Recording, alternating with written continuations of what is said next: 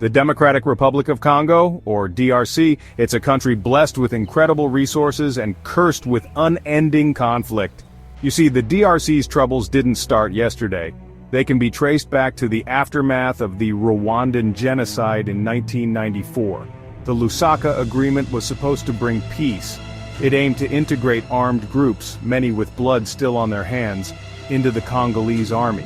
Sounds like a recipe for disaster, right? Well, it was. RCD Goma, a Rwandan-backed rebel group, signed the agreement, but things were shaky from the start. They couldn't agree on who got what, who got power, and importantly, who got to be in the army. This was a major red flag. Imagine trying to make a smoothie with your worst enemies and no one can agree on the ingredients. It's a mess waiting to happen. One of the biggest issues was the status of the Tutsi people in Congo. Should they be citizens? Should they be in the army? The agreement didn't really say. This created a huge problem. It's like inviting someone to a party but not telling them if they're a guest or the entertainment. Awkward. And so, the seeds of discontent were sown. The failure to create a truly national army, one where everyone felt represented and respected, came back to bite the DRC in a big way. Because from the ashes of this broken agreement rose a new threat. A group called M23. Now let's talk about M23. This group didn't just appear out of thin air. They emerged from the very issues that the Lusaka Agreement failed to solve. Remember the Tutsi people who were left in limbo? Well, M23 claimed to fight for their rights. They said the Congolese government wasn't doing enough to protect them. And guess who backed them? Rwanda and Uganda. Rwanda's involvement is particularly interesting. They've been accused of using M23 as a proxy to control the DRC's mineral-rich east. It's like that friend who borrows your car and forgets to give it back, all while making money off it. Not cool, Rwanda. The situation escalated quickly. M23, fueled by foreign support and domestic grievances, gained strength. They became a thorn in the side of the Congolese government, launching attacks and seizing territory. It became clear that the DRC was on the brink of another major conflict, and sadly this time it would hit close to home for South Africa.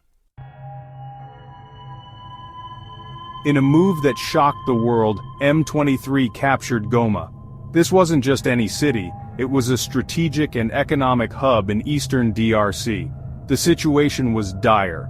The Congolese army was on the back foot, and M23 was on the march. South Africa, as part of the UN peacekeeping mission, found itself caught in the crossfire. Tragically, 13 SANDF soldiers lost their lives in the conflict. They were there to protect civilians, to bring peace to a war-torn land. Their sacrifice should not be forgotten. Back home, the news of their deaths sent shockwaves through South Africa. The DA called on President Ramaphosa to explain what went wrong. Why were our soldiers in harm's way? How could we prevent such tragedies in the future? These were questions that demanded answers.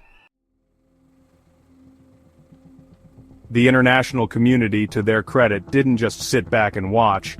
The African Union called for a ceasefire. The UK condemned the violence. Belgium even summoned the Rwandan ambassador, which is diplomatic speak for, "We're watching you and we're not happy." But here's the thing about peace talks. They're like trying to herd cats. Everyone has their own agenda, their own interests. Rwanda denies supporting M23. M23 claims they just want peace, after taking over a major city, of course.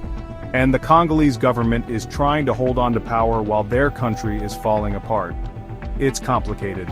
So, what's next for the DRC? It's hard to say. The country is stuck in a cycle of violence fueled by poverty, corruption, and regional instability. But there is always hope. The international community must pressure all sides to come to the negotiating table.